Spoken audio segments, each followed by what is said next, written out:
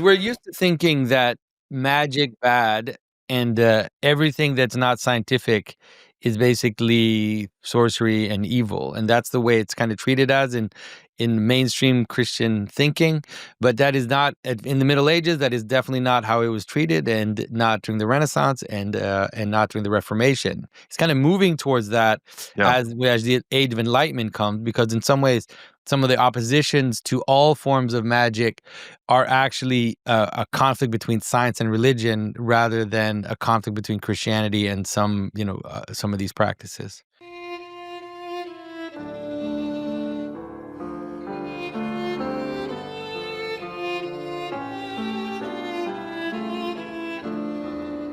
This is Jonathan Pedro.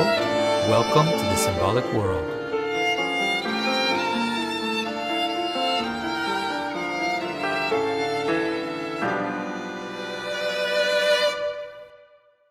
Hello, everyone. I'm here with Deacon Seraphim, who now properly looks like the true intellectual that he is. That's right. He is getting set. He is set up. We're finally seeing all the books that he talks about. We're finally realizing that they exist. They're not just in his mind.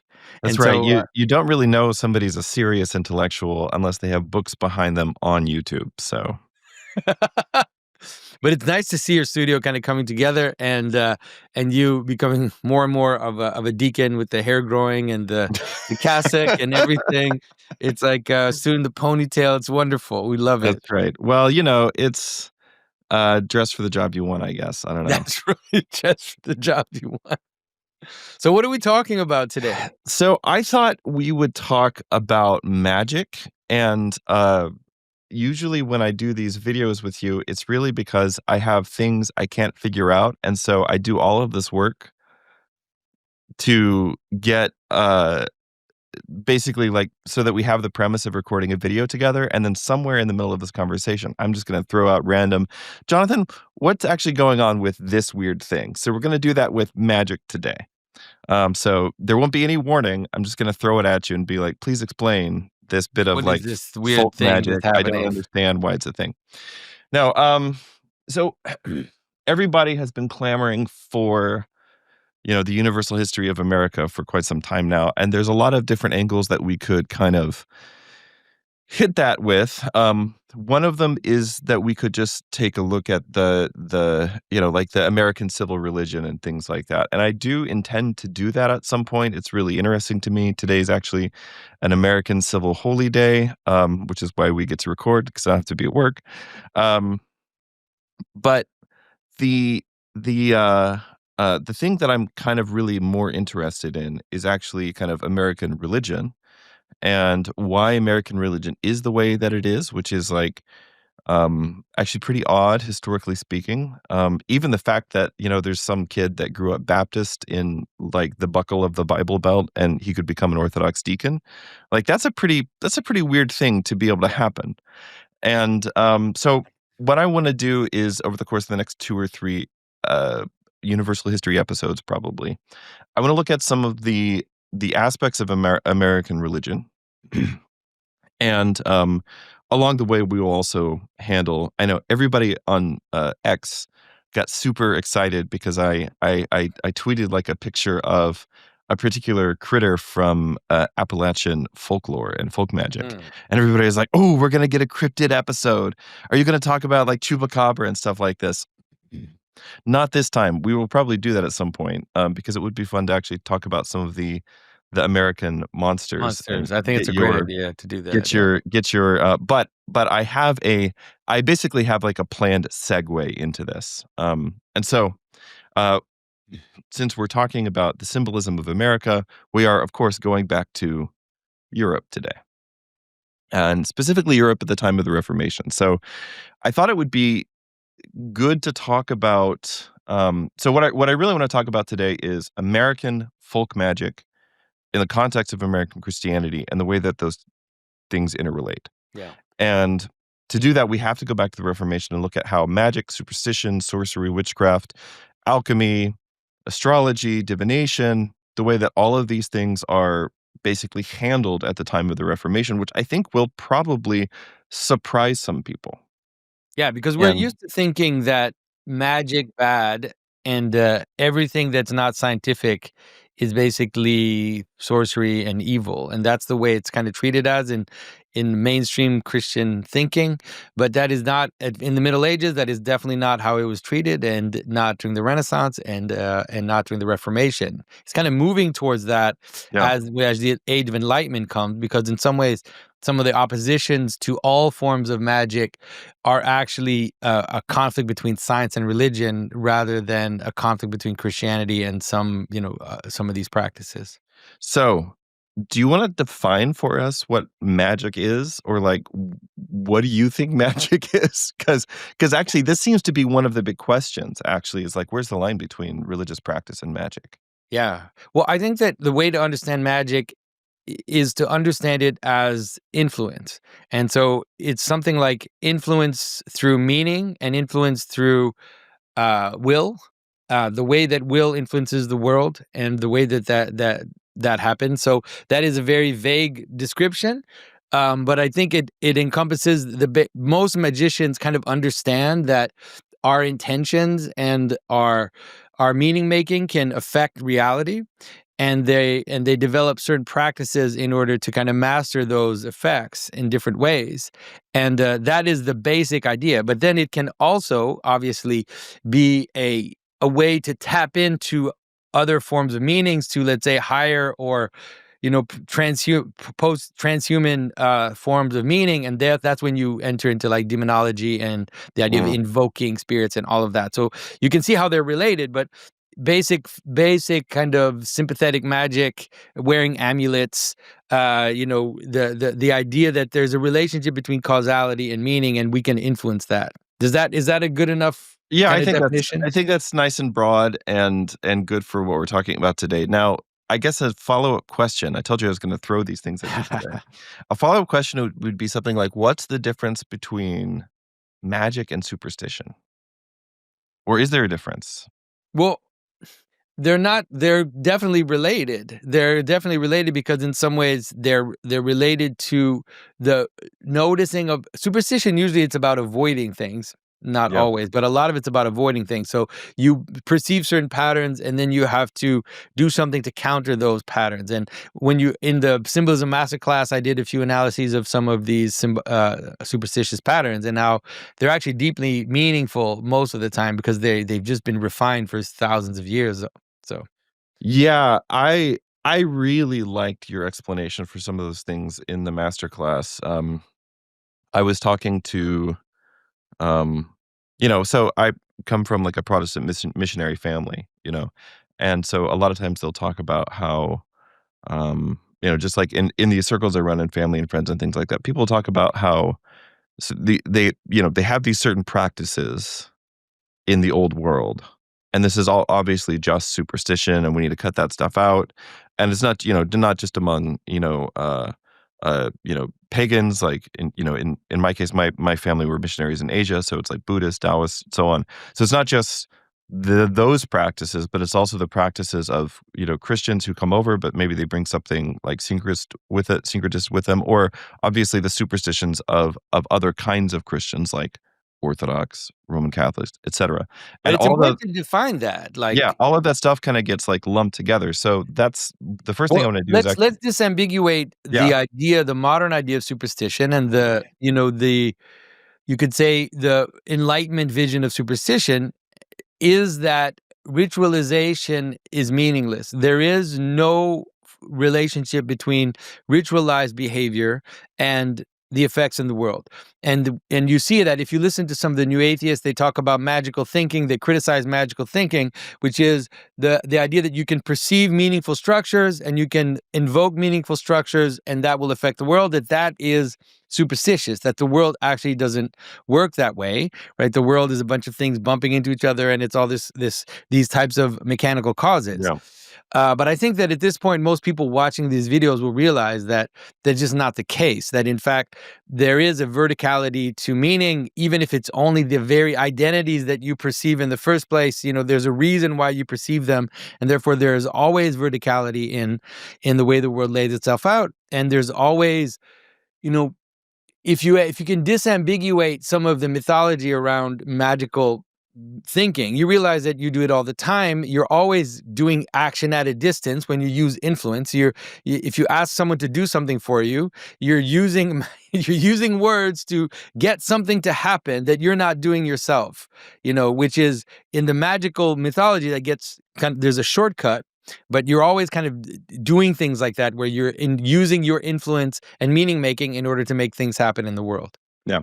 And very often magical traditions, even like folk magic traditions within a Christian context, which is kind of what we're going to be talking about today, magical traditions use the idea of like bringing down something higher, something like more powerful. So a good example will be in a lot of Protestant folk magic in the United States, which we'll talk about a little bit later in this video. One of the things that is used as like a major part of what like a modern person or anthropologist would consider to be folk magic is psalms. Like they use different psalms for things, and from a folk from like a anthropological perspective, or you could say like a very, let's say like a very pure version of Protestantism, which I'm basically going to argue I don't think has really ever existed anywhere. Not in the way that, like you would like it to be like laid out on paper. Yeah. And that's not a dig, by the way, guys. I just, like I want to be really clear when I'm talking about these things today. What I'm trying to do is talk about the actual experiences that people had and actually brought over here. Yeah. And in those so anyway, in that way of studying it, you would say, oh, so and so is sick, and there's this, you've got to use this herb, and you've got to say, you got to say these prayers, and it starts with, you have to use these psalms, and you're sort of like, from like a modern perspective, you'd say, oh, you're using the psalm like it's a magic spell. Right. And they would say, no, it's like, this is like, it's the Psalms. It's like a holy thing. And I'm not really arguing for the folk magic either, but I'm just saying from their perspective, the thing they're doing kind of makes sense, because from their perspective, what they're doing is they're bringing in something that has the power of God, and they're bringing that in, and they're trying to basically use that to get an outcome that they're hoping for. Yeah. Right. So yeah, in some ways you're basically seeing scripture as a type of incantation yeah, that is influencing the world, and therefore it's like if you say these words, if you use these words, you can influence the disease. Obviously, there's not a trade-off. You really do believe that yeah, God is acting through this. It's not like I don't think it's cheap, but right. that's what it is. It's saying here's a certain kind of incantation. I can use it, and therefore it will affect the world. Yeah. And the question then is, of course, like, what's the difference between that and prayer? Like, In this particular case, I don't think there is a difference. yeah, I think it very much is prayer. We in the Orthodox tradition, we have prayers for the sick. We yeah, ask God to heal people. We have certain prayers that we do. We also will pray and invoke the prayers of certain saints. We'll ask certain saints to pray for the sick and for us. And so these things are very similar. yeah. All right, so we'll come back to some more of the, maybe the kind of differences between these things, and I will share some secret lore from my childhood that is actually related to all of this. But so I want to begin with this kind of idea that we sometimes have about the Reformation. It was certainly like the idea of the Reformation I was taught growing up. Just as a refresher, I grew up in a very kind of like Reformed Baptist tradition. And in fact, we, on October the 31st every year, we had a Reformation Day party while all the cool kids were doing Halloween or like trunk or treats down at the mega church down the street. We had a Reformation Day party, and people would literally come dressed as like Martin Luther. And one year, this girl actually came dressed in a pickle barrel because of the story about Katerina, Luther's wife, who was like a nun, and they smuggled her out of her monastery in a pickle barrel. And so Nice. anyway, like when it comes to like these Did guys, people come dressed up as the Bible? um, only the nerds did that. I Only the mean, nerds would do only the that. nerds did that. Yeah, yeah. But I mean, we put on like a play, like a Okay. Wow. Reformation Day like play. I wrote several of those, That's by the pretty way. amazing. So like like when it comes to like when it comes to these reformers, I mean, these are characters I know well. This is a big part of my childhood. And of course, the sort of the things that we would tell, the stories that we would tell, is something like, these, there's all this clutter, there's all this superstition, and then these guys come in and they remove all the clutter, they remove all the superstition, and all you have left is pure doctrine, right? The doctrines of grace, like the pure doctrine. So one of the guys who did this, who's not as well known as like Luther and Calvin, but is quite important. He was working during he kind of came to prominence during Luther's kind of time in exile, or there was a time when Luther wasn't writing. A lot of people thought he was dead, and but it was actually his university chaplain, Andreas Karlstadt, and he publishes a treatise called "On Holy Water and Sacred Salt." And this is a really important treatise in the early days of the Reformation. This is published in 1520. And basically, his argument in this, and I'll just take this from Carlos Erie's wonderful book called Reformations, which is a book I just strongly recommend to people if you want a really even-handed look at the period, about the 300-year period leading up to and then following the Reformation. The wonderful thing about this book is that it does not treat the Protestant Reformation as this thing that came along that was like totally sui generis, like just appeared out of nowhere. Everybody was blindsided by it, but he shows that there's actually a continuity of reform movements that happens over the 15th, 16th, 17th centuries, of which the Protestant Reformation is a central part. Anyway, so in his summary of this On Holy Water and Sacred Salt text, which as far as I know, I've never been able to find a translation of it. I've read it in German, but I've never been able to find a translation of it in modern English. So if somebody has a good one and they want to send it my way, I will share it because it's quite interesting. And to me, it really kind of sums up the shift that's happening at the time, or at least the shift that the sort of intelligentsia of the German Reformation is trying to push at that time. And here I would not, this was Karlstadt goes a bridge too far for Luther. So again, just to be totally fair, like a lot of the things that Karlstadt is saying are things that Luther would not have accepted.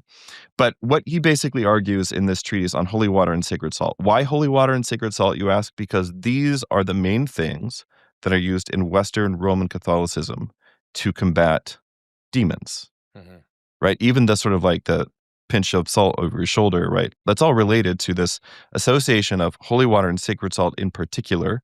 Obviously, salt is used part of sacred salt is part of what is used in the purification of water for baptism, and so on. That these are things that are used specifically as like parts of spiritual warfare. And in this text, Karlstadt argues that matter and spirit are so radically different from each other that they are completely incompatible.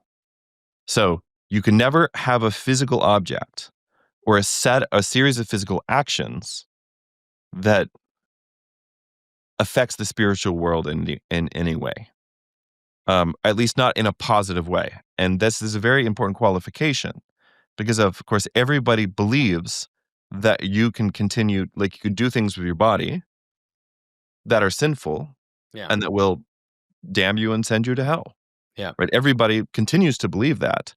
But the idea that there could be something physical that actually somehow results in the purification of the world, the exorcism of the world, like those things, Karlstadt really kind of tries to push out.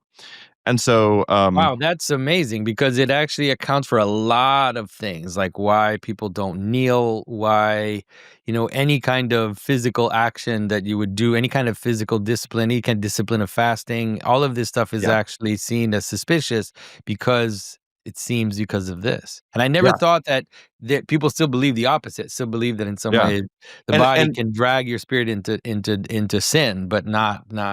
And my guess is that if Karlstadt were, like if you were to push him on this, he would say, "Oh, well, that's because the things you're doing with your body are downstream of like your will, and it's like the will is choosing to rebel against God. So that's actually the thing you're being punished for, not actually the physical action done with your body."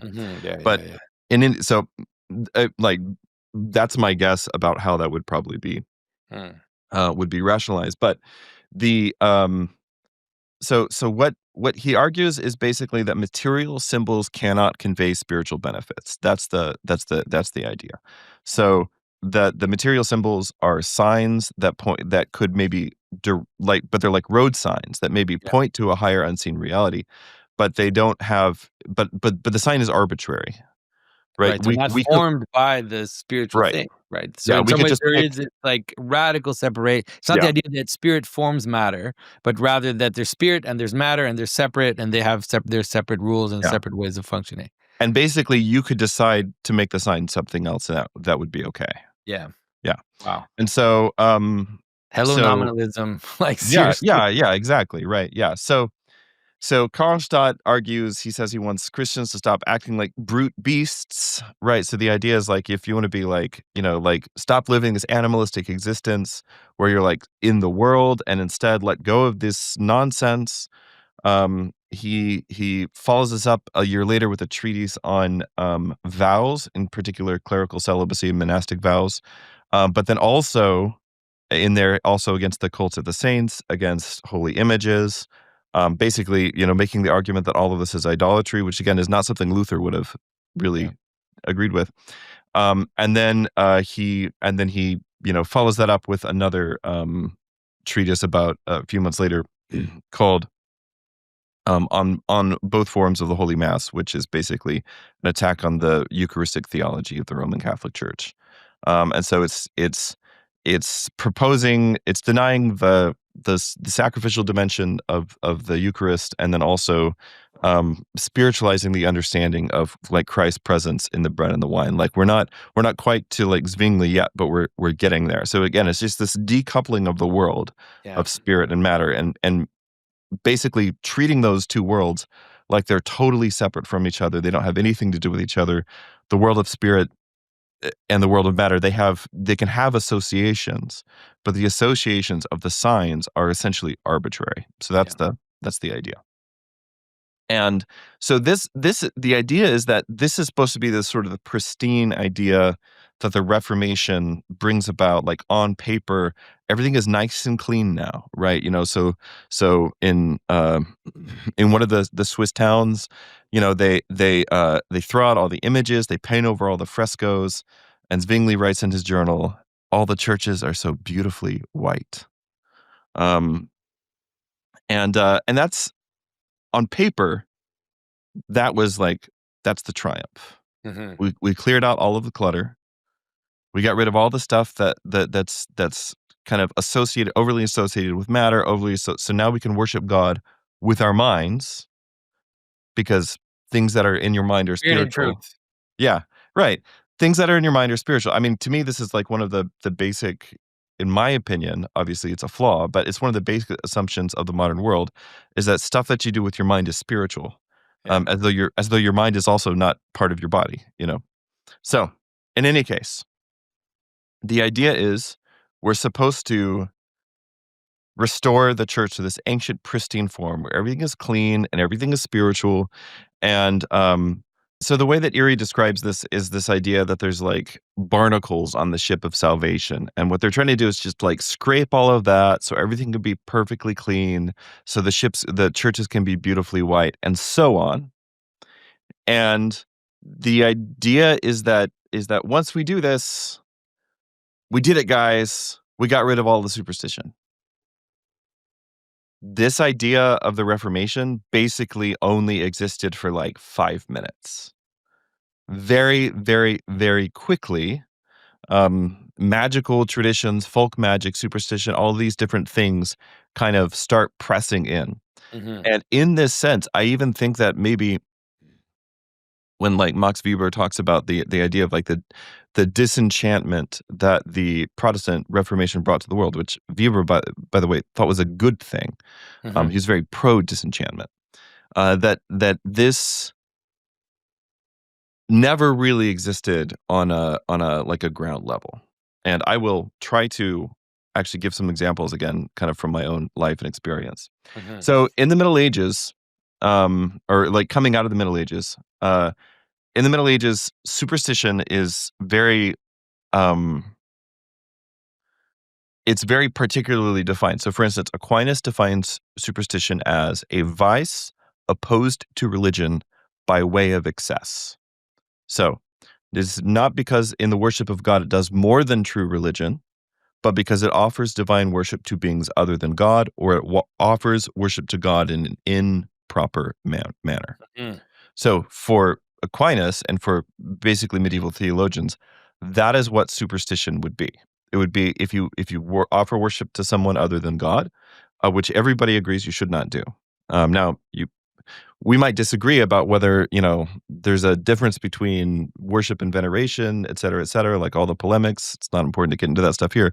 But everybody agrees only worship should only be offered to the Most High God. All Christians agree on this. So superstition is something that either offers worship to someone other than God, or that offers worship to God in a manner in which he has not asked to be worshiped. Yeah, yeah, yeah. And so this is, the good example of this in the Old Testament is the strange fire that the sons of Aaron offer, right? We don't even know what the strange fire is. Like, it's some kind of incense or it's some kind of sacrifice. But the point is that probably something like they're offering worship to God after the manner of the nations around them, instead of the way that he has commanded in the law. It's something like that. And so Yeah. I God, mean, you could imagine all kinds of weird things that would pop up even in Christian churches that yeah, are of course. just random. People decide, I don't know, they decide that they're going to come to church with like some red symbol painted on their forehead, and then they're like, "What's happening?" People start doing weird things, and the priest and the bishops have to say, "Okay, this practice here, this is not traditional. This is just some aberration that has appeared." Like, one of the traditions for example, that led to the iconoclastic controversy was people would scrape the paint Yeah, off yeah, yeah. icons and then would drink it as a kind of remedy, and the church was like, "Nah, no, that's You not how can't do that. icons It's work. not how this Icons works. are images. They're not like material. The materiality of the icon is quite secondary to its Yeah. function." Um, I'll give you a fun example from France, since that's my bit now, is just slagging off the French. So, um, Now that's your bit now. yeah, yeah. Well, You've never done um, that before. yeah. Very kind of notorious case in the 13th century. There was some Dominican inquisitor who found that some peasants in southern France, you probably know the story, had been trying to revive dead infants by dunking them in a local stream where a dog had drowned. And the dog kind of became basically venerated as a saint by the community there. So I love dogs. I have 11 right now. By the way, if anybody wants a puppy, just hit me up. But we have so there's a local dog that they named Saint um, Guinevere? Green. Yeah, there it is. Thank you. Yeah, I know Yeah, the I was like, story. I don't know how to say French words. Um, so they were like sort of dunking dead infants in this stream, trying to revive them, hoping, that the dog was gonna like save them in some Yeah. kind of a way. And there's probably some kind of a story where, the dog saved an infant or something like that. But it basically became this full custom, and eventually, church officials came along and they said, "You guys cannot be doing this. This is not how this works." Right.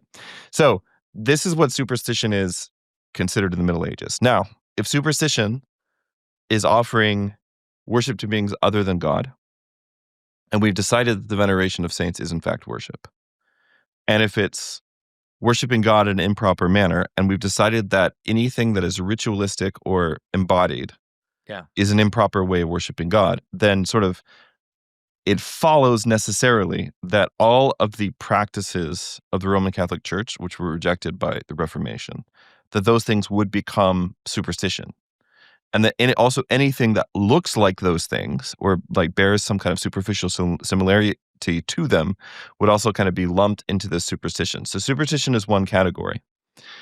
There is also there's also the category of the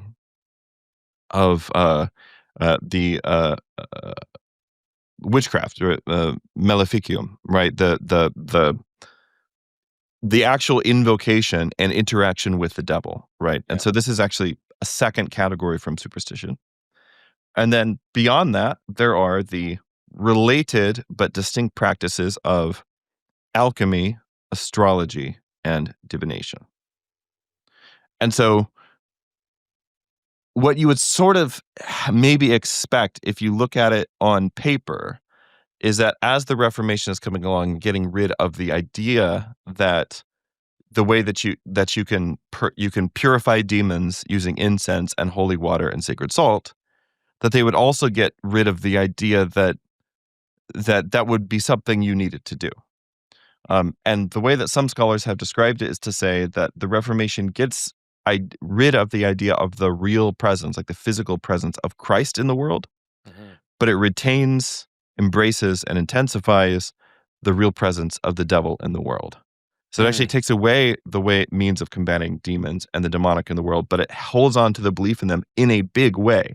I mean, Luther had a bunch of encounters that he really believed was like the Yeah. devil coming after him specifically. And this is kind of all over the literature and like the political cartoons of the Reformation. As the reformers were getting into spats with each other, they would actually accuse each other of being like demon possessed, Yeah. and you're a servant of the devil, and all this stuff.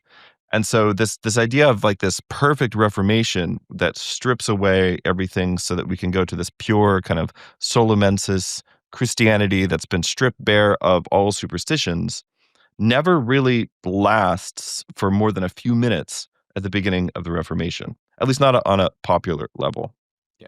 And so, and I want to be really clear here. We're not just talking about, okay, some peasants in some corner of the whole of Germany, they're still performing weathermancy to see whether or not a badger is going to come out of its hole on the feast of the presentation of purification of Mary, which of course, as we've talked about on this channel, is the origin of Groundhog Day.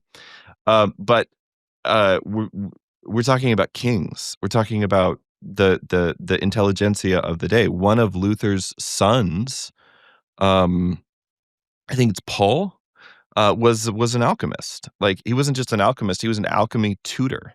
Right? He Mhm. taught alchemy to like rich nobles as a profession. Mhm. Um, so these are so you have all these kind of practices that continue to um, uh, they perpetuate themselves throughout the Reformation and throughout the, for instance, during the Years' War. Johannes Kepler, we have like a whole telescope named after him. He was basically the court magician for Yeah. Gustavus Adolphus, the king of Sweden. Like basically, he was his alchemist, his astrologer. Adolphus actually had a bunch of different birthdays circulating so that nobody could like accurately make a horoscope for him and like predict when he was going to die. Right, things like that. So like this was like big. I mean, this was like big business, and it was a big part of this is a man who's like literally making war on Roman Catholic states and believes that popery is like the worship of the devil, but he's got his own magician because he believes that this stuff also works. So it's anyway, the actual picture of magic on the ground at the time of the Reformation is more complicated than we often make it look. That's the Yeah, main the point that I idea of want the to make court here. magician is one where people don't think that that's real, but it was Totally definitely a thing, real, man. and Totally a you thing. have some very famous ones, obviously, John Dee being the most Yeah. famous. Most people know about John Dee, but, most kings would have had characters like that, and it seems like they actually did dress somewhat like the images we have, which is robes with, like, stars on them and, like, pointy hats and, like, that kind of, this kind of wild, way of dressing. Yeah, and I'm personally really happy about that because it's just kind of like when you find something in real life that's just like this is too good. Like there's no way this could be real. Like this is just too perfect. Yeah. Yeah. Um so you have what eventually happens is that all of this stuff in the uh within Puritanism, which is a very particular strain of the Reformation, but it's one that has had a very important effect on the early history of America. Um, you have um, you have superstition, idolatry, and papistry. Those are all basically synonymous. And so, but then, like, what do you do with some of this other stuff? So, a good question to ask is, you find yourself you're living in a Puritan settlement in New England and you find yourself really, really sick. Maybe it's with some kind of embarrassing illness that you don't really necessarily want to admit to in public for various reasons. Maybe it's just the fact that it is something which is it's you've tried all the normal medical things, nothing is working. So what do you do? What do you do? Well, historically, what people do is they go to a witch. They go to what's sometimes called granny magic or brasserie, or there's like a bunch of names for this sort of thing. And many of these things are still kind of practiced in various parts of Appalachia and Pennsylvania, North Carolina, places like that, where you go and it's sometimes called focused prayer. It's sometimes called, it has all these kind of different names, and it has a lot of weird kind of overlaps just in terms of praxis. It has a bunch of kind of weird overlaps with um, let's say, more charismatic forms of Christianity in like the way that it looks. And so sometimes one of these folk healers, they'll have something like a charm or an amulet, and they'll like touch it to different places in your body. And when they touch the place where the sickness is, they'll like go into spasms, or like like if you just look up videos of like people being slain in the spirit and things like this, which again, not at all the kind of Protestants that I grew up as. I'm not trying to say that's everybody's experience, but I'm a Baptist, so we have no upper arm strength. During we can't do this during prayer. Um, yeah. Um, the but so you have all of these practices that look that have this overlap, and most of these practices are happening in a totally Protestant context. Very often, like in a totally like Anabaptist, the Amish have their own sort of folk magic healing tradition, Mhm. and it's never like a totally accepted thing. There's always witch hunts going on. Obviously, a lot of famous witch hunts in The these Salem, different parts of sure. New England, right? Those witch hunts themselves are, though, very much associated with the reality of folk magic among the people there, and it's like, well, okay, if it works a little too well, or if somebody's able to affect certain cures, well, what's keeping them from also doing the reverse, right? And so this sort of like becomes the big question. And once you've identified there's somebody in your community who has that kind of power or has that kind of ability, or you just think it's possible that somebody in your community might have those kinds of abilities, and then it suddenly becomes this really potentially kind of a threatening thing. So all of this is related to and as I mentioned, a lot of these folk magic traditions, which still very much exist within American Christianity. In all of these folk magic traditions, there are heavy use of the scriptures made, like extensive use of the scriptures, extensive use of things like psalm verses, Mhm. as part of an incantation or a charm. And usually it'll be like you pair this herb with this psalm verse and you pray it, and you put it on that part of the body, like where the pain is or something like that. Um, and um, so this is where I'll tell a kind of a fun story from my own childhood. So as I mentioned, I grew up in this very kind of strict uh, Baptist fundamentalist, Reformed tradition. But because we also had this association with this large parachurch ministry that was much more ecumenical in the sense of basically as long as you were not Catholic, you could be a part of it. We did have exposure through that group to a lot of other things. And this was, so I'll tell two stories about this kind of, this sort of like, you could say like magical thinking or like folk magic within a modern Protestant tradition. One, do you remember the prayer of Jabez stuff? Yeah, yeah. Yeah. The Prayer of That's Jabez is one exactly of my what that was. favorite examples of this. First of all, like, genius marketing idea. The Prayer of Jabez guy made so much money. I mean, my goodness, you still Yeah, see those books in, like, Walgreens or something here now. yeah, yeah. Explain it to people what it Okay. was. So there's a prayer in the Old Testament, that was prayed by a guy named Jabez, and he basically prays, "God, do this, do this, do this, and do this for me," and then he prospers. And so there It's was like a something guy like that yeah, increase my my kingdom or borders. increase Yeah. my orders. Yeah, something like that. Yeah, I'm gonna get the exact scripture up just so people know. For some of you are gonna be like, "Oh, yeah, prayer of Jabez, totally." And then there's gonna be other people who are gonna be like, "I'm sorry, what are you talking about now?" So the prayer of Jabez is, 1 Chronicles 4:10. Jabez called out to the God of Israel, "If only you would bless me and enlarge my territory, may your hand be with me and keep me from harm so that I will be free from pain. And God granted the request of Jabez. And part of the reason this prayer jumps out to you is because it comes in the middle of like all of this, like a lot of Chronicles is just like genealogies, like a lot of the Old Testament is. And so like suddenly in the middle of all the genealogies, you have this prayer. It's like, enlarge my territory. May your hand be with me and keep me from harm so that I will be free from pain. And you read that and you're like, ooh, wouldn't that be nice if my territory would be enlarged and if I would be kept from harm and be free from pain? That would be awesome. And so they made there was this guy that wrote this whole book about it. And he was like, here's how to pray the prayer of Jabez. And if you pray it in this way, and people in my circles really picked this up. And they're like, well, okay, it can't be magic because it's in scripture. Right. Yeah. So we're going to use the prayer from scripture and it's going to have this effect on our life. So you're going to pray the prayer of Jabez and then your territory is going to be enlarged, whatever that means. And then you're going to be kept from harm and your life is going to be free from pain. And there were these prayer of Jabez devotionals on like little booklets and videos and like summits, like conferences where you'd go to and learn how to pray the prayer of Jabez. And it was kind of this, Increase your territory. yeah, it was very much this kind of, what's the thing? It's like it's not visualize. It's Yeah. manifesting, right? Like It's very manifesting. yeah, Yeah. Name and yeah, claim. Name yeah, it and yeah. claim it. Name it and claim it, like manifest it. Like the idea is like there's this thing that your life could be, and here it is, guys. We found it. There was a hack like hidden in the Bible.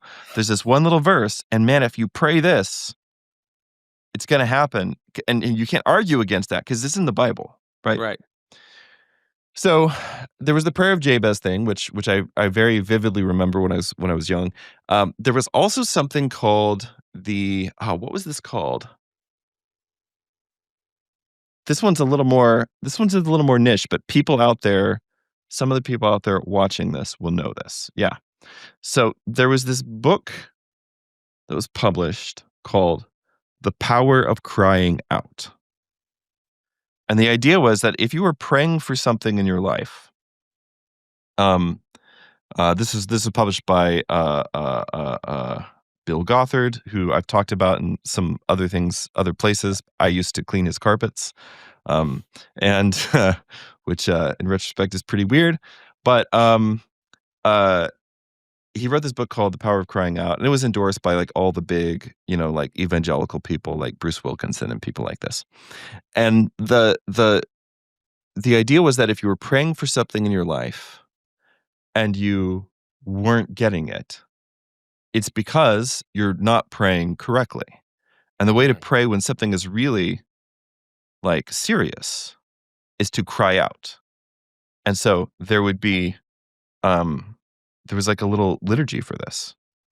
And so it took it from like all these different passages, especially in the Psalms, where people cry out to God, right, in their distress and et cetera, which you should do. If you're suffering, you should cry out to God. Like you should do that. You should pray.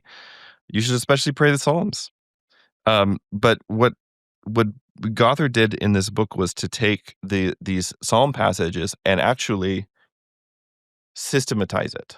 Mhm. So there was a certain way that you had to cry out, and you always started out by saying, and you would have one person that was leading, and then the more people you get involved, the more powerful it is. So you want to get as many people as possible to cry out with you, and you have one person who's leading, and it's repetition. So if I'm the one that's leading, I cry out, "Oh God," and then everybody else cries out, "Oh God," and then I cry out, "Help us!" And you're supposed to do it at the top of your voice. You're supposed to make it as loud as possible, Mhm. and it's supposed to like all do it together.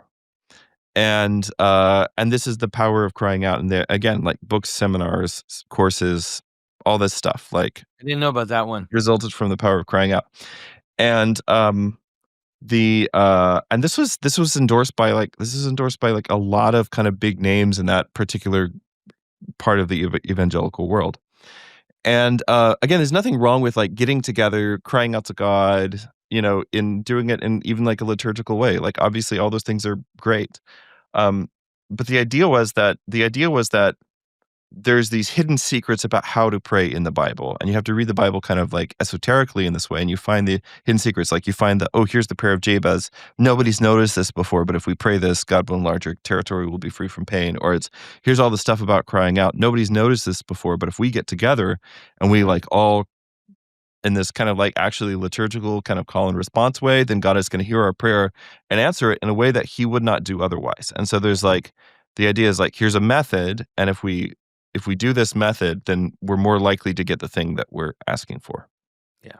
So those are some examples of kind of you could say like sort of Bible based, what you could almost consider to be kind of folk magic. And again, like what's the difference between that and prayer? Um, I do think there's a difference in the sense that when we pray and ask God for something, or even when we ask for the intercessions of a saint, I think that it should always be with the intention and the understanding that God will do what he will do, and you have to also kind of, I mean, this is why like most of the saints don't pray. It's sort of like the Midwit meme. There's like kind of a prayer bell curve, where like the very simple person and the very holy person can both say, God, please make it rain, and it will just rain. And then for most of us in the middle, the thing we just need to pray is, let your will be done, because we just don't know what to ask for, right? And we don't, So anyway, all this to say, I'm not trying to make this just about that, but I do want to say, like, there does seem to me to be some kind of a distinction, and What's the difference? the tagline for this book, The Power of Crying Out, was when prayer becomes mighty. Mhm. So it's like if you want mighty prayer, if you want to like, then like here's my method, and you need to buy my book and learn my method, and then you'll be able to. And there's Get something about everything, get what that. you want. There's something So about that I think is very much connected to these like old folk magic traditions. So I think that you've got it right. In some ways, you could say that the sympathetic type magic stuff, it's usually about serving one's will. Like you want something, and Yeah. and you're trying to kind of funnel. You're trying to funnel meaning. You're trying to funnel intelligence. You're trying to funnel all that towards getting what you want. See, the problem with some of this stuff, like the problem with the idea of manifesting and naming and claiming, is that sometimes it actually works. Like, because that is actually how things function, in the sense that if you want something to happen and you focus your will on it, there's definitely a better chance that it's going Yeah. it's going to happen. Sometimes through causes that you can Yeah, even if you quantify. just explain that through natural. So I will tell you, like, we have stories in my family about, like, you know, large family, pastor salary, not a lot of money, et cetera. And like, we cried out to God, and then like a check showed up in the mail the next day. Those kinds of things. Like, we do have those stories. So it's interesting. Like, and the thing again is that when I'm talking Sometimes about it all of, happens even for darker things, like a new, yeah, like if you want a new Ferrari, if you want right. like a new pair of shoes, like sometimes that will Yeah. happen. Like if you want something really a lot and you focus on it and you try to get it through your thoughts and through that, like the possibility that it will manifest is greater than if you didn't. I Um, wanna I wanna be very clear that when I'm describing these things, I am not trying to say that I don't believe magic works. yeah, yeah, yeah. Like, I'm I'm not that guy. Like, I definitely believe, like, And like, if the you tell question is me, the like, difference. I think yeah. the difference is that the problem is, like, be careful what you wish for. That's also one of the issues, is that, when you're wishing for a Ferrari, and the Ferrari comes to you, the idea that this is Good for you. yeah, it doesn't mean that it's good for you. Sometimes you get what you want, but it's not to the Yeah. benefit of your soul. And so I think that that's in some ways the difference. Like you said, true prayer is always in service of something higher. So it's like when we pray for health, when we pray for when we pray for God to give us the things we need, we kind of understand that it's not for our increase in that sense. It's not Yeah. like so that I become more powerful, so that I have more girls, so that I have more whatever, more stuff. Yeah. That's not the point. Uh it's So rather so that we can continue to serve our family, continue to serve God, continue to be, in the loving relationships that and we're if supposed you to look at engage in. the prayers for healing that we use, for instance, in our tradition in the Orthodox Church, the prayers for healing are always like, raise this person up so that they will have more time to repent. Right? Like the thing that you're always thinking about is the fact that, you're going to die eventually, and then you're going to be judged. And so the more time you have to sort of get your life together and not be kind of like, that's the prayer against, it's in the litanies, a Christian ending to our life, painless, peaceful, and unashamed, and a good defense before the fearful judgment seat of Christ. Like, the part of that is asking for like time like not to be taken suddenly, but to have adequate time to make a good repentance, make your last confession, receive communion, like all these things, because because then comes the judgment, right? So I think that ultimately, like one of the things to look for if you're, which is not the topic of this video, but if you want to look at like what's the distinction between these things, one of the things would be, again, like who are you going to for help? That's one thing to ask. And the second bit would be just to say, why are you asking for this help? Like, is it self-serving, or is it because it's got something to do with your repentance? So But I think that the idea is also to kind of to not. I don't have a black and white thinking on this. I see really that there's a scale. It is completely normal to want certain things. Like this is just part of being human, and to in some ways have our secret prayers, to have moments where we kind of wish or we ask God, if it's your will, I would like this to come to me. There's nothing wrong with that.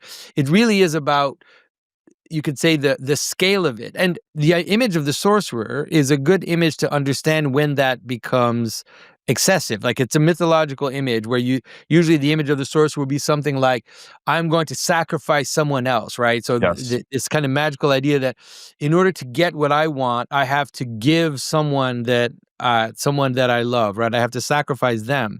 You saw that we see that a lot in kind of the African folk magic tradition. Was if something really good was happening to someone, there was this suspicion that they had sacrificed someone in their family. They would always watch to see if yeah, someone would get sick, and they'd say, "Oh, they sacrificed this person to get what they want." But that type of practice, which happens both in magic, like in a magical way, you could imagine really doing something ritualistic to get there, but you could also do it in a more mundane way, which is basically like not go see your mother ever because you're too busy making a lot of money and you don't right, care. You just like forget about her because you're just focused on your career. Like but you can see it mythologically in magic on how that is the sinful aspect, right? That's where it becomes really horrendous. yeah. So one of the I was actually thinking, it's like, man, that basic idea applies to a lot of economic systems, actually. Just the idea. I mean, and the thing is, like, you even know people who will be like, "Oh, this good thing is happening to that person, but all this bad stuff happens to me." And so there's like you'll talk to people who have kind of this implicit idea that, my suffering is necessary so that other people can be happy. I'm the one person in my friend group who's not allowed to be happy, or I'm the one person, like everybody else is getting married, I'm not getting married, or everybody else has got a great job, but my job sucks. And like it's just sort of this idea that I'm being uh sacrificed yeah, in some but way. also you can see how, so there is a dynamic that happens in friend groups, and every sitcom, for instance, does this. So this is where we're going to pivot and talk about Seinfeld for a moment. So no. So every sitcom does this, where you'll have one person in the friend group who is the loser, Yeah. right? Like who's a little bit of a loser, or they're the nerd, but they're basically the person in the group that everybody else can kind of mock. And in doing that, they actually kind of elevate themselves a little bit, and they actually do become kind of more successful in the world, and they sort of get there by pushing this person down a little bit. Like Mm. that is like a social interaction which I've observed many times in the real world, and it's again, it's a key element of like a lot of sitcoms. And that is that same kind of an idea that you have to sort of push somebody down to raise yourself up. So, Yeah, okay, so but yeah, it's go ahead. also, I think it's mostly to help people understand, and it's hard because we're modern people, Yeah, but to understand that the notions of magic are not removed from your experience. They're often concentrated mythological versions of things that you go through that's all right. the time, right? Of how will affects the world, how some people are able to make things invisible, make things disappear. We see things disappear all the time in media today. Those are magical actions. Um, and so we need to re-understand it that way, because or else what are we even talking about? Like this Yeah, isn't Harry Potter, right. shooting lightning bolts out of Out of wands or whatever, wands. yeah. Like that's not magic, Yeah. and it's never been magic. Yeah, nobody's ever actually thought that was magic, right? And in fact, the main thing that people sort of, you could say, like, there are these different categories for magic. So the what we've just described, the ability to kind of like harm at a distance or like sacrifice some things so that you get some power out of it, whether it's like I'm going to sacrifice my soul, like the Faustian pact. Sell your soul, yeah. But the selling your soul idea is the idea that whatever comes next, I don't care about that. So like the afterlife, whatever, the devil can have me then, but right now I get everything that I want. Right? But Yeah, every time you sin, you're every selling your soul to every some time you extent take out a because loan. you're picking to now instead of eternity. Yeah. So it's Yeah. like The same thing, like every time you take out a loan, you're doing that a little bit. You're saying you can have this much of my yep, yep.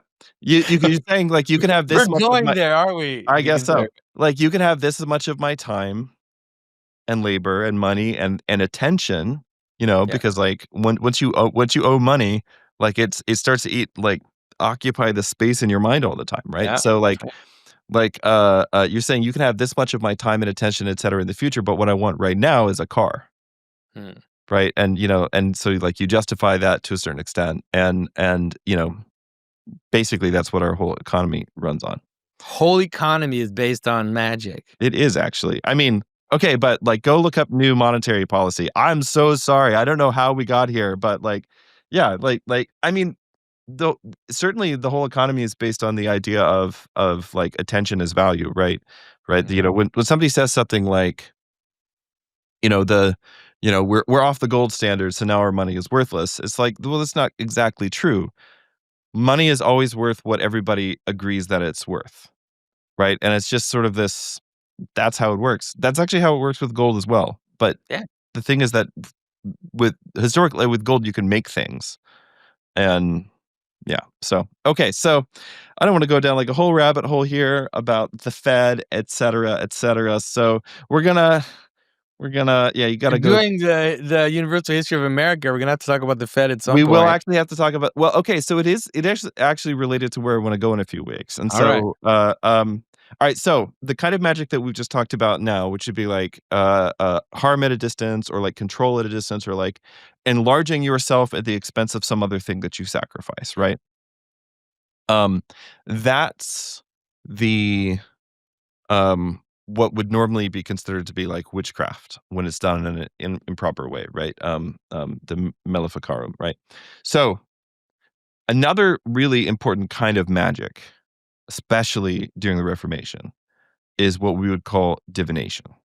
So there are basically two ways to do divination, and one of them has always been totally rejected by Christianity, and the other actually has always been basically accepted.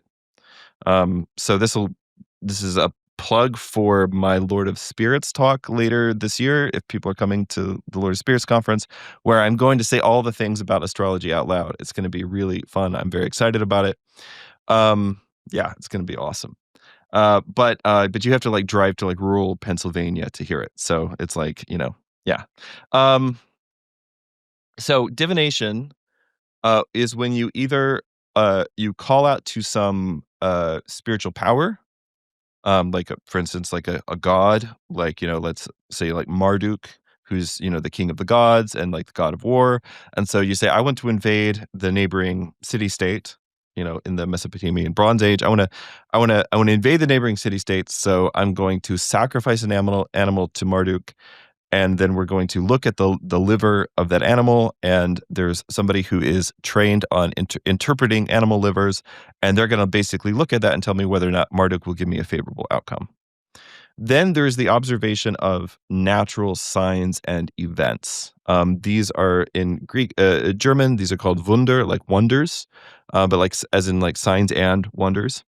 Mhm. And this kind of divination is based on the interpretation of things that happen out of the ordinary in the natural world. Um, Astronomical anomalies, strange lights in the sky, cloud formations, dragons flying overhead, beached whales, deformed animals, et cetera, et Yeah. cetera, et cetera. Right. Um, these are things that are not normal but do happen, and so when they happen, this tells you something. And so the question then is like, what does it tell you? So famously, for instance, there's a bunch of a bunch of wonders, a bunch of, like two-headed calves being born, and or various comets in the sky, etc. The night before Caesar's assassination, right? Yeah, yeah, If you read, even in the Church Fathers, they will talk about things like how the passage of comets predicts the birth of kings, and they would not have considered that to be astrology in the sense of the first sense, which again, is like let's sacrifice something to a pagan god and ask them for an outcome, because the idea is the world is made by God, and so yeah, God can communicate things to us through the natural world. However, that's not always so clear, yeah. and so What's you have to. interesting is that you can see the difference that we're trying to point to right in those two examples, which is that the idea of invoking a deity and offering a sacrifice in order to control what it is you're going to do, in order to know, what you should do, and especially in terms of things like battles and all of that. You can see why that's different from, in some ways, being attentive and noticing what is being given to you, like noticing the signs that are given to you and then trying to make sense of them. Like, one is this willful desire to increase my power, and the Right. other is a kind of attention to the language of creation in order to understand what it is that's happening to us.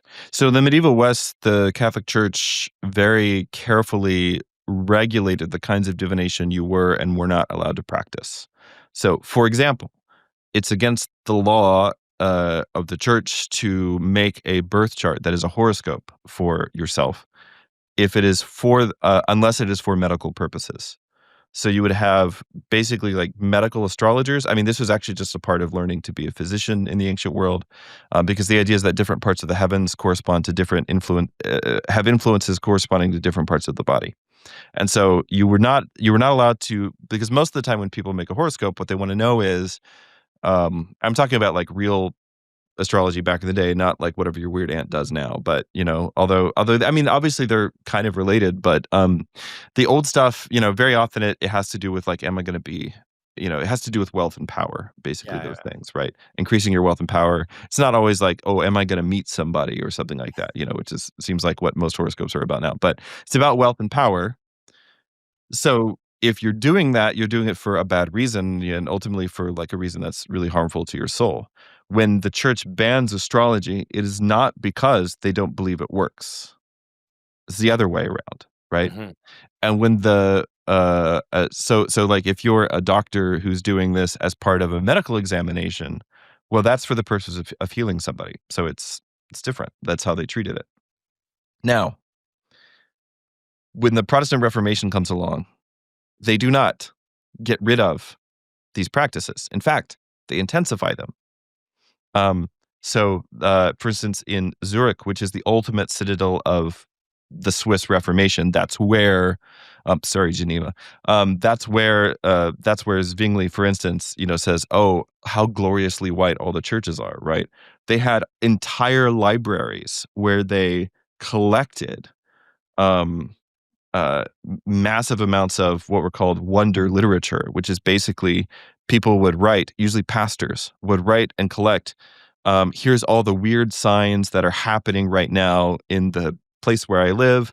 Just for instance, in 1578, there's a deformed lamb born in the village of Steedersdorf, and one of the local pastors immediately publishes a pamphlet about this and interprets, this four-eared, eight-legged monster with a snake's mouth. And this is like God is sending a message to the people of this village that you're all wicked and you need to repent. And here's the things about you that are specifically wicked. And here's what the ways that the lamb is deformed are allegories of the way that you're deformed. And this is a sign from God and you should get your life right, right? That kind of thing. And so people publish pamphlets like this, and the publication of them massively ramps up during the Reformation. So that by Mm. like 1585, you have entire libraries across Germany and Switzerland, basically just full of this kind of literature, and which also includes things like how to interpret the different kinds of signs when they come along and things like this. So this kind of divination is like at a really kind of larger like cosmological scale, but it's associated with some other kinds of divination at a much smaller scale, um, which have to do, again, it has to do with folk magic and things like this. And among this is the practice of like water witching. So this is something I've never understood, Jonathan. I don't know what W- that is. What's water Okay. with You know, you see like in old movies, you'll see somebody like with like a stick Uh-huh. with like a forked branch. They're holding it by two ends, and they're like walking across the ground, and they're looking for water. Oh, looking for And water. and you're Yeah. supposed to feel like some kind of vibration in the stick or Yeah, something, and yeah, it will yeah, tell yeah, you that yeah. there's a source of water here. I mean, look, man, I have to be honest with you. I know someone who does that. I do too. Please And explain what's go I and it again, and when I talk about these things, I'm not saying they're not real no, in no, I some know way, like, someone I who just does don't that, understand what's going on. and, it's been interesting. Actually been interesting talking to him about it because it's something that he discovered, and we didn't want this. Yeah. It's someone he had another job, and ultimately what happened to him is that he had this sense that he really had to quit his job and to start a water detection, like water infiltration detection company. And so he I think he was like making furniture or something, quit his job, bought all the equipment in order to help people detect water infiltration in their houses and their buildings and stuff. Started doing that, and then at some point started realizing that he didn't need the equipment. And so he would walk into the building and be like, "I'm using the equipment for the client, but I know exactly where the leak is." And he said at some point he said one time I walked into a building and I went up and, like, he said I punched through the gypsum, and I grabbed the pipe, and it was like, that's where the leak was, and I just knew where it was. And so he didn't know anything about it. He started looking online about what that is and what it is, and so he ended up buying, like, a copper rod because they saw that that's what people were doing. And so he started, like, started using it, and it was like, I mean, so what's interesting is that this is so interesting. So you could really, this is something that you could totally explain naturalistically, right? The idea that some people have an intuition about where water is. This is something that would be completely normal. Animals have I'm that. sure that, yeah, you could make some kind of, like, evolutionary psychology explanation There's for a this thing. completely, but then you could, what's harder for people to understand is to what extent certain physical disciplines, certain disciplines of ways of acting or ways of Yeah. or of also of relating to the history of this, all of these would actually increase that capacity in you, where, by, let's say, learning from someone who's done it before, if you already have the intuition, would also help you kind of refine that and be better at it. But definitely, I mean, I don't completely. I mean, I think that even naturalistically, you could understand this type of behavior, this type of So, practice. I mean, I'll do you one weirder, well, it's not weirder. Actually, I do have a weirder thing than that, but I'm not gonna say it while we're recording, I'll tell you later. But,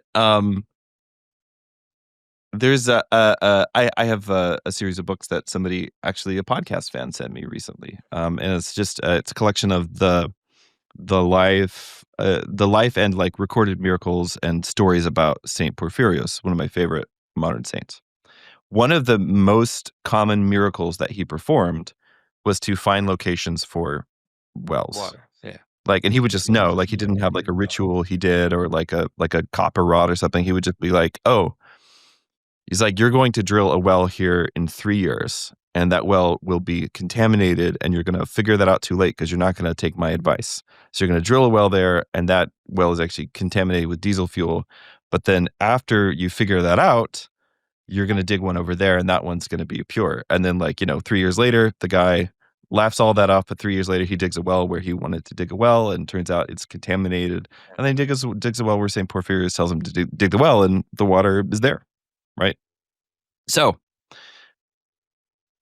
accepting that this is a thing that some people could do. I know people who can, like, more than one person who can do this kind of thing. Um, what is it, the symbolism of that? Like, what's it mean? Like, what's the symbolism of, like, finding hidden water? I mean, it's also finding fresh water. It's not just about Yeah, right, finding right, hidden yeah, water. It's about finding fresh water. It's related, definitely. The idea also that they have this rod that they're using is related to the story of Moses and the yeah, tree, right? So the rod, Moses has this tree, but it's a rod, and then he puts it in the salt water, and it becomes pure fresh, water. yeah. Um, and so it's related to how can I say this? Like it's an image of how humans are able to find value, like because clean water is heavenly water, right? It's water that I know it's hard because it comes from below, but Yeah. it is like it's like a well is this pure like pure water. And so I don't see like to me it's pretty simple. Like, it's the capacity of humans to find value, to find meaning, to find things that are Yeah. important to us. It's always seemed to me that there is a connection between the symbolism of like being able to find water and like looking for buried treasure in the sense that, Yeah, for sure. Well, yeah. actually, this friend that can, this is it's gonna get a lot weirder. Okay. My friend that can find water, he also realized he can find other things. And he at some point there's this guy was skiing, like water skiing, and it was a guy who had like a fake leg, like he had like a prosthetic leg, and he was water skiing, which doesn't seem like the smartest thing to do, but he fell, lost his leg. The leg fell into the water. Nobody could find it for like days. People were like trying to find it, couldn't find it, and because obviously the boat was going super fast, they couldn't find it. And so my friend heard I'm about it. trying not to laugh at your disabled friend. Like that's Yeah, and so now I don't know the guy with the leg. I okay. don't know Okay, that we guy. can laugh then. I mean, And that's so, pretty but my funny. friend found out about this, and he said, "Well, take me out on the water." And they took him out on the water, and he said, "It's here." And then they just went down, and it was right there. And so he discovered that he can find things. And so it's definitely related. I mean, now it gets weirder because people are like, "Oh, you can't explain that naturalistically." But the thing is But that, I can though because my wife is better at finding things than I am. yeah, And like I will look for half an hour for something around the house, and I'm like so frustrated. Do you know where this is?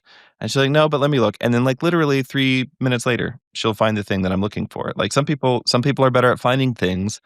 It seems not unreasonable that you could then extrapolate that, but yeah, it does become a little harder to at yeah, least like explain with normal naturalism. yeah, It's yeah, more, yeah, yeah. definitely more of a vertical thing. Yeah. So boy, I've got a weird story to tell you later when we're not recording. But in any case, okay, so this kind of brings me to one of the most interesting to me folk magic traditions in America. So this is it, guys. We're going to tie in the last video, the idea of like titular spirits, and guardian spirits and things like this. We're going to tie that in because one of the most common folk magic traditions in North America, and this is very closely tied with like Protestant folk magic. And again, like I'm not saying it should be like it's not like a I don't know. I'm just reporting like historically this is the reality, right? And so and this particular happens in a part of upstate New York that's usually referred to as the burned over district. It was like this heavily charismatic region of New York State where a lot of important spiritual movements happen that a lot of people know about, and some of you already know where I'm going with this when I mention it. Um, in the burned over district, there were a lot of folk magic traditions that are part of this kind of like wider, kind of more mystical is not even the right word, but definitely more like the idea that you certain kinds of prayer, if like you say this prayer under a full moon, then you'll get this result, right? So like much more like folk magic traditions that are also associated with this highly revivalistic version of Christianity. And um this includes things like folk healing, folk medicine, folk magic, also things like divination, as we've mentioned. One of the main forms of divination was the ability to find buried treasure. So this Mm, is what is usually called money digging, is what they called it, yeah. money digging. And the way that it would work is that uh, you would have a vision. You would receive a vision, usually through like a scrying stone of some kind, which is like comes from Europe. It ultimately comes from European alchemy, right? You would have a scrying stone of some kind, like this is like a stone that usually like a big hunk of quartz or something like that, and you would look into it and you would have visions in the stone, right? And the visions would tell you where water is located. That's one of the main things they used it for, but they also used it to find buried treasure. Now, whether or not anybody actually ever found buried treasure doing this, I do not know. But lots and lots and lots and lots of people were trying. In fact, in the early 19th century, there was a massive wave of this kind of treasure digging going on Mm, throughout New England, not just in New York, but all around New England. And the way that it would work is you'd have somebody who's a seer. and who had this gift of being able to find water and being able to find buried treasure. And they would look into the stone, and they'd have a vision. They'd say, "Okay, it's right here, but here's the problem: buried treasure is always guarded by something." Everybody, I think, knows this intuitively. Obviously, if there's buried treasure, there's going to be something guarding it. Mm. There's a In reason why someone buried it.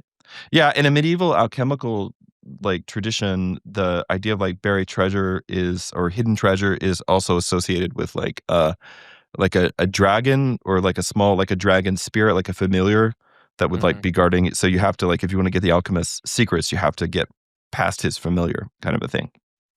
And so they would have this they would have this they would say, "All right, there's right here, there's buried treasure under here, but the problem is that there is a guardian spirit guarding it." And the Mhm. guardian spirit is usually supposed to be the spirit of Native Americans who Really? used to live there, and maybe they're the ones that buried the treasure. Huh. Or specifically, sometimes they had this idea that when the treasure was buried, they killed a warrior, on the spot, and so that his spirit would remain there to guard the treasure, right? That kind of an idea. So what you have to do is you have to placate the spirit in some way. This is in New England? This is in New England. This is in the What? 19th century, Jonathan. That's wild, man. It's like the early 19th century. And so the way that you would placate the spirit is by offering it a sacrifice of some kind, usually an animal sacrifice. There were always rumors about they would you know like you would there were rumors about it being a human sacrifice. You would murder one of your company and offer their blood to the spirit. I again don't know if this ever really happened. This is the rumor, but usually it was a rooster or a dog or something like that. Okay. So you kill this animal, you offer the blood as a sacrifice to placate the guardian spirit of the place, and then very importantly, the seer. This is part of being this kind of diviner, is that that there's a certain number of things, there's certain ritual, procedural things you have to do, and if you violate any one of them, even in a very small detail, the guardian spirit will wake up or be displeased, and then what they will do is they will draw the treasure down deeper into the earth. Okay. Um, so I don't want to be overly cynical. I think I've established I'm the sort of person who's not cynical about That's spiritual pretty realities in wild. That's general. some wild stuff. However, How would but I don't even let, understand, let me let me what treasure would, ancient Native American people It's always bury that gold, man. It's always golden. I mean, just treasure. It's the you think the New about England Native Americans, care about gold? that doesn't matter. That's got nothing to do with this, A Jonathan. tre I don't know the answer to that, but also it doesn't matter. It's Yeah, got yeah. nothing to do with this. If you think about part of the symbolism of the new world, right, is this idea of there's a fountain of youth, or Yeah, yeah, there's yeah, treasure in the terms of gold and silver, yeah. especially from South and Central America, which is where most of that was coming from. But when people are exploring, I mean, we'll talk about some of these explorers at some point, uh, if we ever get to them. But when they're exploring the New World, they're looking for the Fountain of Youth. They're looking for El Dorado, the City of Gold, all Yeah, this stuff, and that is farther south than New England. But the point kind of stands that the part of the symbolism of the New World is that it is this unprecedented source of riches. yeah, for sure. The thing that ends the Middle Ages is Spanish gold. Yeah, They have so much gold and silver coming over, it totally changes the eastward orientation of Europe, and basically just changes everything. That's one of the major things that brings the Middle Ages to an end. yeah, Um, but once you're there and you're living now in this land of plenty, and you find out it's actually really hard and you have to farm most of the time, well, instead of the gold being over there, now it's under here, right? There's yeah, supposed to yeah, be yeah. some kind of a treasure here. There's gold in them our hills, right? Yeah. There's supposed to be some kind of a treasure here. Yeah, for sure, all of America and Yeah, the gold rush and all of this, the whole aesthetic of the gold of, yeah, the gold hunting is yeah, important for sure. yeah.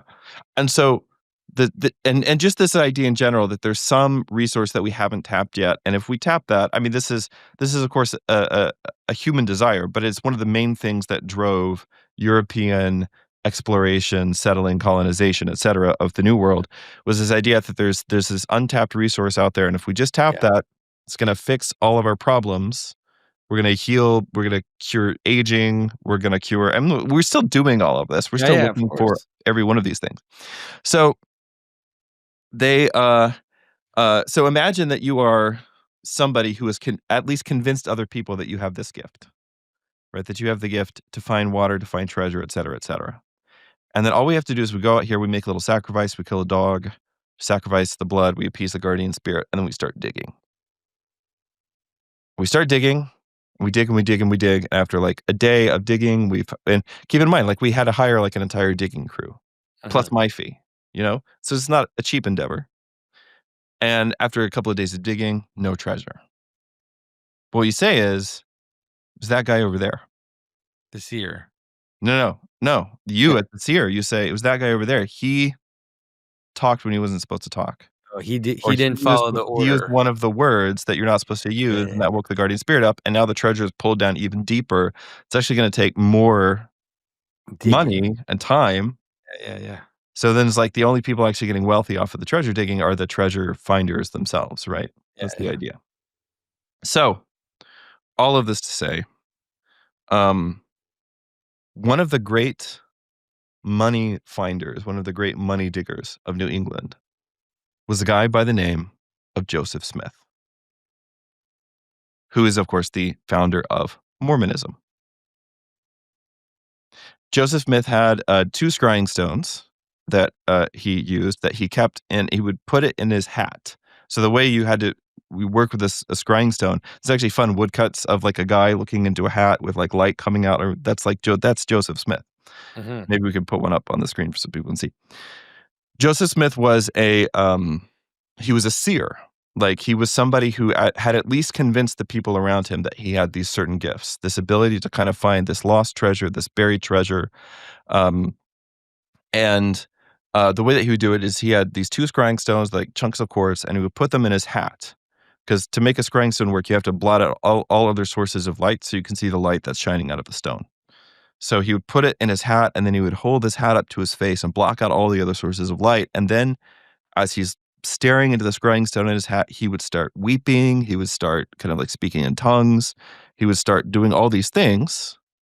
And then he'd say, I've seen it. I've seen the vision. I know where the treasure is. I know where the thing is. As far as we know, never actually found anything. Until, of course, He he had found the this golden vision tablet. of where these golden tablets are. Yeah. So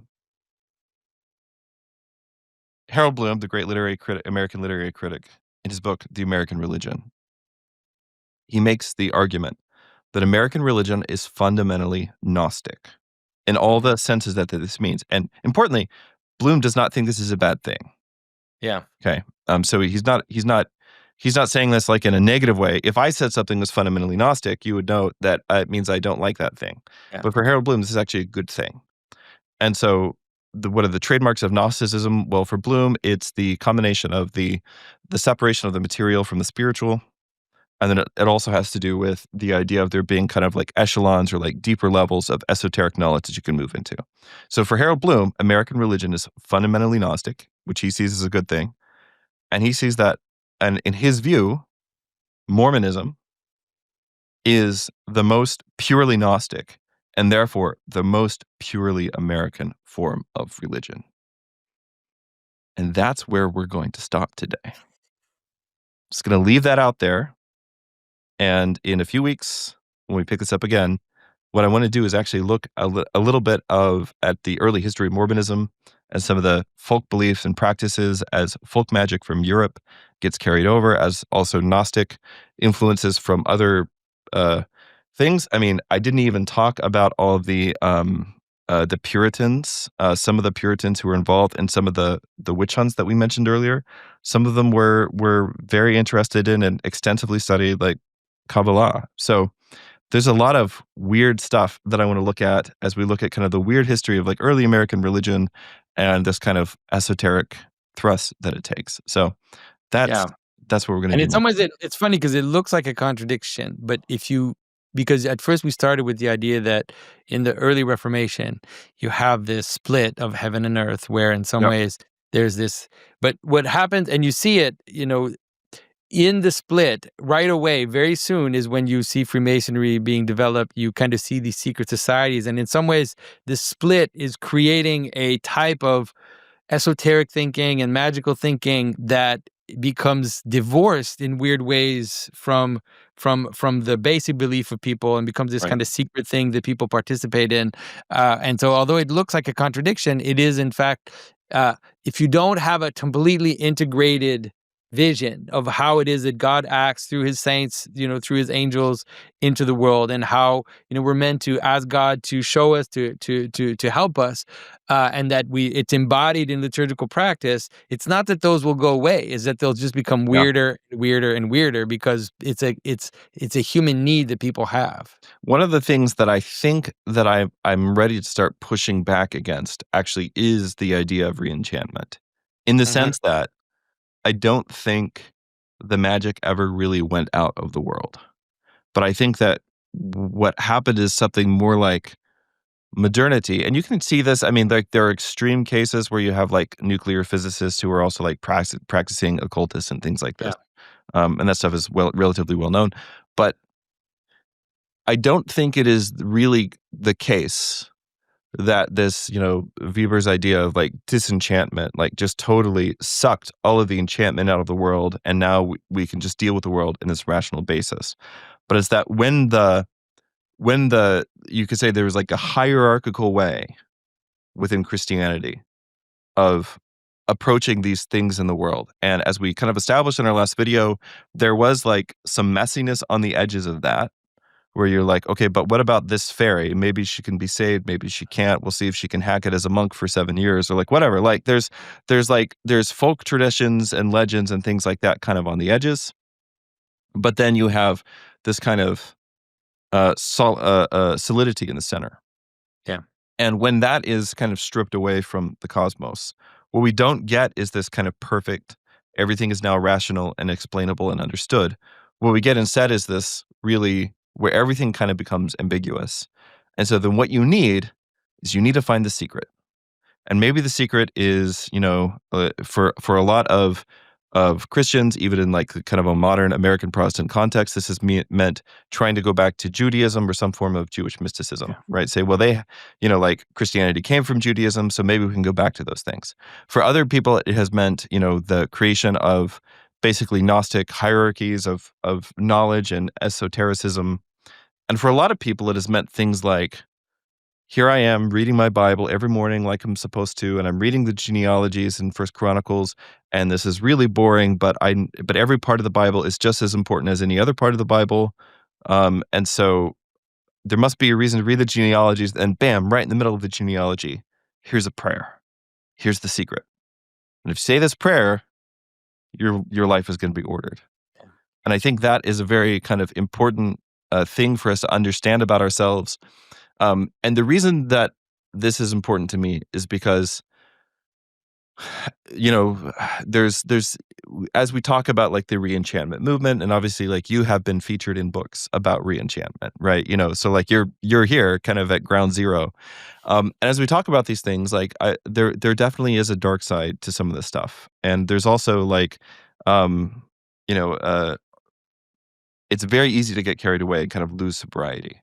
Um, as we're kind of dipping our toe in these things. So I think just kind of understanding where some of these motivations come from, especially for those of us who are Americans, and this is actually like a really key part of our tradition, our culture, the symbolism of what it means to be an American.